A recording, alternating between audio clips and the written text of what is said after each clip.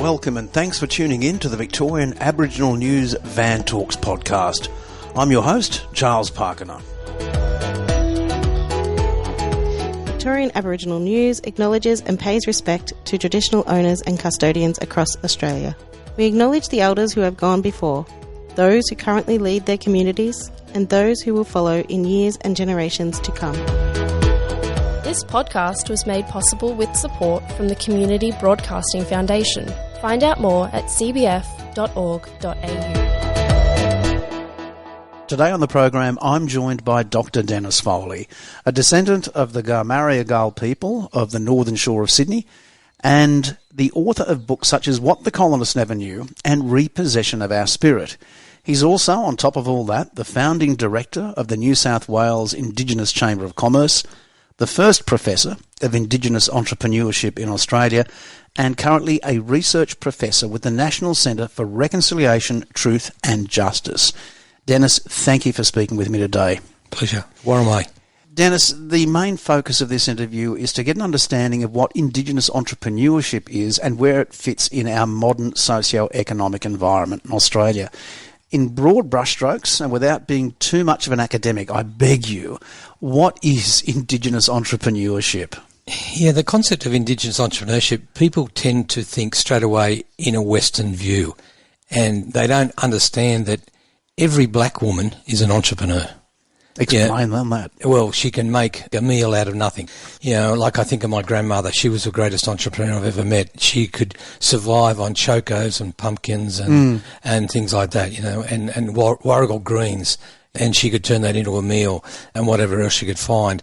So really, the concept of entrepreneurship, and I've had this argument with Aboriginal elders, particularly in Victoria, that it is not a Western thing. Entrepreneurship actually is an Indigenous thing, and it dates back, we can go right back to the Guna people, we can go back to the eel farms and what they did. We've got record after record, even when the first settlers came here and they were doing tanning. It was black fellas in the Shoalhaven district that supplied all the bark for the tanning. Now, they set up a little bit of a co-op amongst themselves, and that gave them finance, hard cash, where they could buy tools and they could sack it up, and they got their own dairy cattle. So our interaction with the Western entrepreneurial world is well recorded, but it's the entrepreneurial activity in our world, separate from the colonisers, that is so different, because we are entrepreneurial, and it goes way back. You know, we've lived through ice ages, we've lived through incredible changes of climate, we've lived through relocation, and it's that entrepreneurial interaction. Like, people talk about songlines, and songlines is a really involved thing. It's not just sharing a song or whatever. It's involved with sharing genes, intermarriage. It's about policies of a military nature, you know, to get allies in case of battle. It's also a way of sharing. If you've got an area that's a surplus in a certain type of timber, you can make boomerangs. Well, bang, the boomerangs are traded to another area where they don't have any timber. And that's exactly what happened in Central Australia. The boomerangs were traded up north and came down. Baler shells were traded from Queensland, the Queensland coast, to Central Australia. So this is entrepreneurship. It's been going back for generations. But anthropologists, they don't want to give that terminology. They say, it's bartering. But if we look at that mob near Mount Isa, Kalkadoon, they had a quarry of a really beautiful stone, really tight-grained stone. Now, they used to drill, and it'd take them hours and hours. They'd put water in there, and overnight, in the middle of winter, it'd turn to ice, it'd freeze, and it'd crack. And they'd get a big block, and it was just enough for 2 men to carry. They'd carry it, 100 mile, and the next mob, they would have a little bit more knowledge, and they'd split that rock down into smaller rocks, and then it would go all the way to the coast. And when it got to the coast, you had a surplus economy. Now, a surplus economy is one where you don't have to hunt and gather much because there's so much food stuff, and that's what was available at the coast. Now, there is where you had the artisans who could grind those bare rocks back into a sharp edge, and you've got an axe. Where did the axe go? Went back to Mount Isa. That's entrepreneurial activity. That's a way of taking a raw piece of material and value-adding it. How does it play out in today's age, though? Because the fact is that sort of approach to entrepreneurship is not really right now going to put food on the table. I think back to the old days of La Perouse when I was a kid in the early 50s. You had the boomerang makers there and the snake pit. They were entrepreneurial. Now, making artefacts like boomerangs and the shells, they used to make little shells at the Harbour Bridge and that led on to skills of dealing with the white man. And there's a wonderful paper in the Torres Straits talking about how to talk to white men. And it's about how to deal with, the other culture. And so it meant that the La Perouse mob all of a sudden had this social capital that they built up, because that was destroyed by colonisation, by putting us into camps, etc. They destroyed our social capital. So they built it up. Now, those families went on to have their own businesses. There was a corner store, there was another person who sold second-hand clothing, but it went on and it built up, and that spread across into the western suburbs. And so you got Aboriginal groups got more and more involved in business. The Darug picked it up pretty quickly, and it came from that interaction. In the Lakes District of Victoria, we have artefact makers. We have Percy Pepper, his family, and the artefact makers that came from that. They all got involved in small business in whatever way they were, whether it was timber cutting, whether it was making timber furniture or tool groups in latter years, and they built up. But it was that building. So entrepreneurship has come in, it doesn't come in stages. You don't just do a course and go out there and bang, become an entrepreneur. You've got to learn it, and you usually learn it from your parents or family. That's why the Greeks, Italians and Chinese, for example, they're so good at it, because they got it from their parents and their grandparents, and it goes way back to their old country, and they build up, and that's social capital. That's what we are building up in Australia today. But once again, Dennis, let's get back to how people might perceive entrepreneurship in this modern socio-economic environment that we call Australia. What are some of the clear examples that we've seen of success in indigenous entrepreneurship? Okay, I'll just pick up a couple of examples that come to mind. Yeah. One of the ones that really grabs me, it's all about opportunity recognition. So you've got to look at what your assets are, what you've got access to, and most of us don't have access to much at all. Young guy gets kicked out of prison. He's finished his term in prison up in Cessnock Way. He comes out of prison. He's got no skills. He's been institutionalised all his life. Common story amongst a lot of our youth. He's only young. He's in his mid-20s. He comes out. He sat down with the Indigenous Chamber of Commerce, and he went through what's available. Now, he knew he was good at his hands. He knew he was good as a builder, but he didn't have any building qualifications. A job came up for asbestos removal. Went straight in there, learnt the trade, learnt it inside out. He now runs one of the biggest asbestos removal companies in the Hunter Valley, if not the biggest. In fact, he did my house. And he was so professional, because he's learned, he's hungry, and he employs a lot of people who have records, because it's difficult for them to get a job. They work hard, he's built it up, and he gives back to the community. Now, that's one example. Another example is a husband and wife. They were in the public service. They only got to level 4. They knew they were never going to get any further, because they were black and it was Queensland. They pooled their resources, and they bought one of those midnight owl type shops. Yeah. And that was really interesting. That was in Fairfield. I hope I don't give them away. It's going back. I'm going back a few years. Now, they had the trouble of humbugging, because all of a sudden all the family from Anala would come in and borrow a loaf of bread, a packet of cigarettes, a bottle of milk. Okay. And they soon realised, because they were talking to us at the Chamber of Commerce, they soon realised that, hey, they've got to stop this. And they had to learn to say the word no.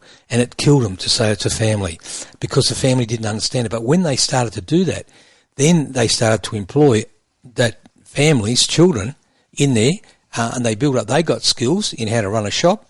They built their shop up. They built their shop up to a great turnover, sold it, and they went on to another business. And it goes on. They're just some of the classic examples. We've got a plumber. And he started out, and he really struggled as a plumber, and he hid his Aboriginality.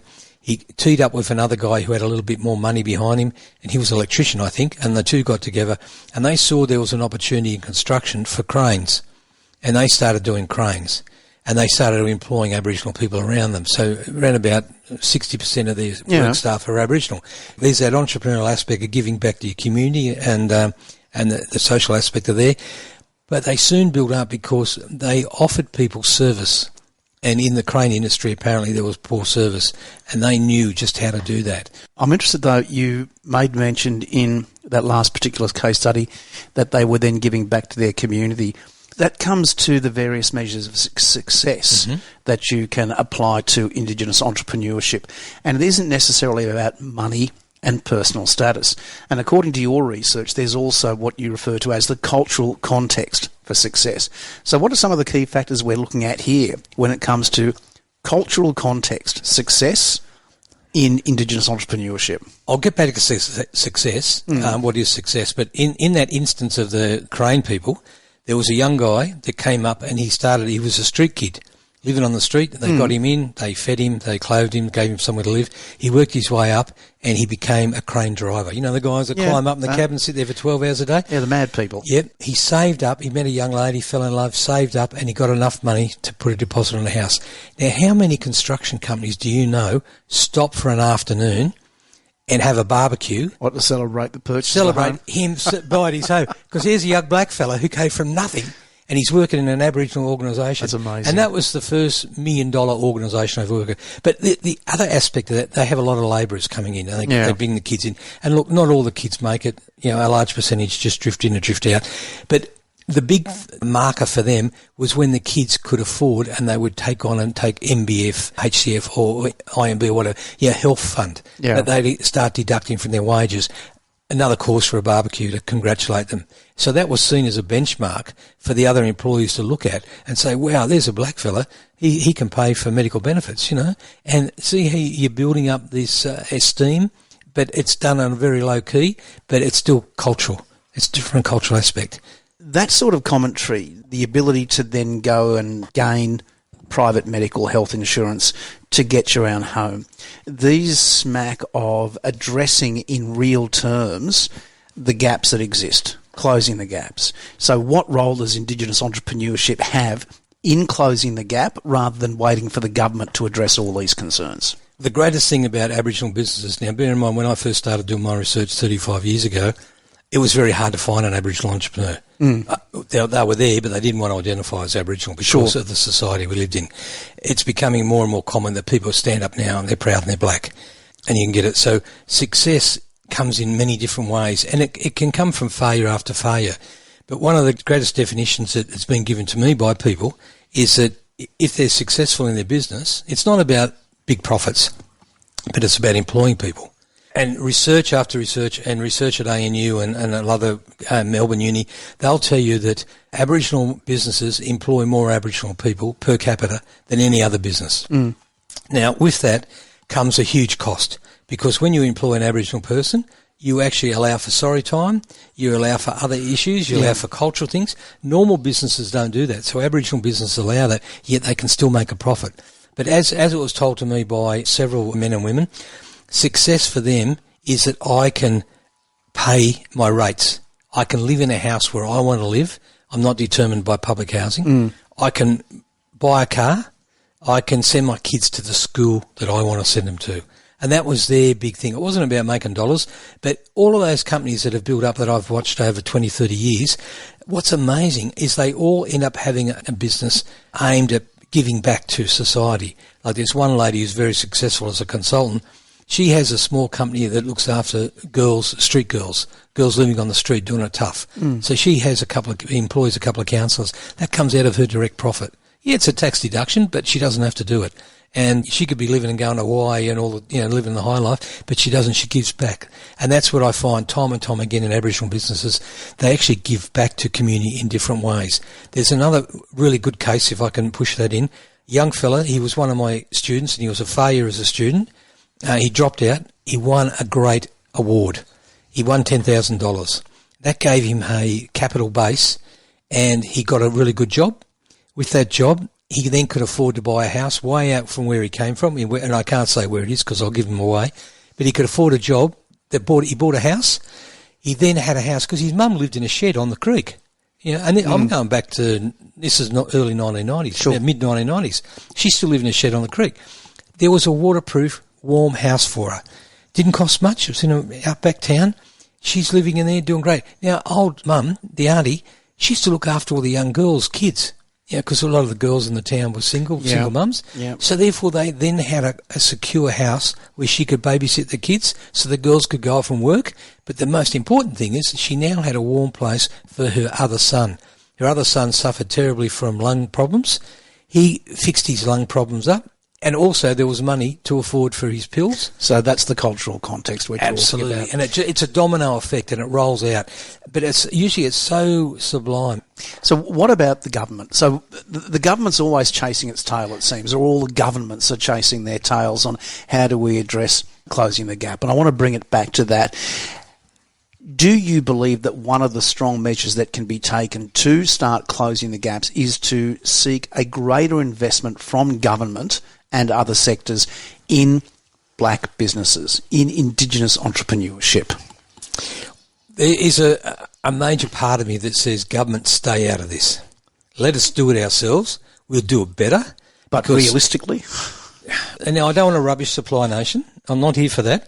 But you look at Supply Nation, they've been supported by the government for millions and millions and millions of dollars. Sure. What have they achieved? Yes, they've achieved some great stuff, and they do blow the figures out a little bit, but they're doing a little bit of research and doing some great stuff. But the Indigenous Chambers of Commerce, who get hardly any funding, except for Kinaway. Kinaway is a different example because they had a state government who knew, okay, if we put the money in there, we employ a CEO, we give them a kickstart, and they do fantastic stuff. Their training courses and everything else.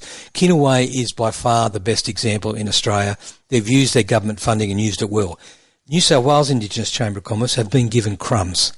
I've got no answer for that, but what they do with what they've got is fantastic, and the number of people they've put through and they've helped. We took on the Australian Taxation Office because we had a mum and she had started up a cleaning business, and the Australian Taxation Office said these people were not subcontractors, they were actually employees. And we took them on, and luckily we had a few supporters in power, and we beat the Australian Taxation Office. But Dennis, let me push you on this point. The fact is that we do require government input right now, and the onus is on the government to assist in closing the gaps. So is there a requirement on government to start investing in black businesses if it wants to achieve real closure in these gaps? The investment of government in black businesses should come from employing black businesses and allowing black businesses to tender in a different process to the mainstream tendering. Now, this is something that you've had issues with over the years, the frustrations when it comes to black businesses tendering to government. So what is this different system that you believe needs to be implemented? I believe there could be a 1 or 2 page tender document, and they can do the big 10-page or 20-page document and have that on file. And then they just do, for every tender, they just do 1 or 2 page. They don't have to go through that whole process again because Aboriginal small business does not have the time to do that. So there needs to be a fast tracking of tendering, and it's got to be shown up so it's not opaque, that it's translucent, that you can see exactly what's going on with that tendering process. Because I've seen some great businesses sidelined on tendering jobs they should have got, and that really kills their business. Like when they built the hospital up there in Taree, they said, oh, we've got all these Aboriginal businesses. They were the percentage that they had was actually a concreting company that was South Pacific. There wasn't one Aboriginal person employed on it. They were all South Pacific. They were black. Oh, we've covered our black quota. This is the construction company. So the government accepted that. There needs to be a bit of auditing, and there needs to be fines for it. That also brings up the matter of, and I'm going to bring this one up, black cladding. Now, I've spoken to Michelle Evans about this, Matthew Karakalukas from South Australia about this. I know you've spoken out loudly about this often. How big a problem do you see it still is right now, black cladding? I think with Supply Nation it still is a problem because we're still seeing one of those major black cladding companies aligned with the Department of Defence that is still getting large tenders, and so it's still happening. I hope that it's decreasing. Look, it's too easy for people to come in and get a contract and get a supply by just having Aboriginal people there as nominees. Yeah. What are some of the other challenges that you see that confront black businesses and Indigenous entrepreneurship? Because you've mentioned in some of your other research areas access to capital and the impact of racial and gender discrimination. What are some of those key things as we stand now in 2025? Well, I think the referendum knocked us around for racial discrimination. It's now become legitimate to be discriminatory, and that is hurting a lot of Aboriginal businesses. I'm currently doing some work in high schools, and it's just blown out of proportion in high schools, and the businesses that I continually talk to, they cop it every day.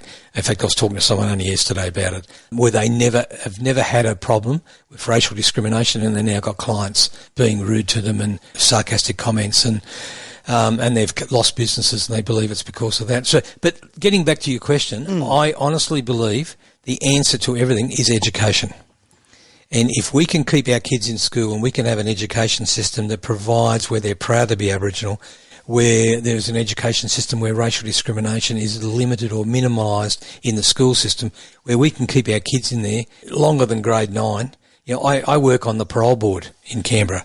Now, 99%, I would say, of all Aboriginal people who are in the system left school at grade 6, grade 7, grade 8. If we can keep our people, our young people in school, educate them and get through, they've got a far better chance. It's not necessarily about doing fancy courses, but it's having that grounded knowledge, that numeracy and literacy, that will help you in later life, and that's really key. And what's important, you don't realise, okay, you say, oh, you're having a job, that's great, but if you've got a job, you can live in a residence and your health improves dramatically. We talk about the key issues of closing the gap. Employment equates to health, and usually it equates to education as well, because if you've got employment, you've got good health, there's a good chance your kids are going to have a better life as well. So it links in, and I think that's what they've missed. They're throwing money like Band-Aids around instead of tackling the real issues. And one of the key issues is racial discrimination, but it is by far education. That's a key. Dennis Foley, thanks so much indeed for your time today, brother. Thank you. Yanu. For a full transcript of this interview, visit the Victorian Aboriginal News website at vicaboriginalnews.com.au. Until our next episode, stay safe and stay informed.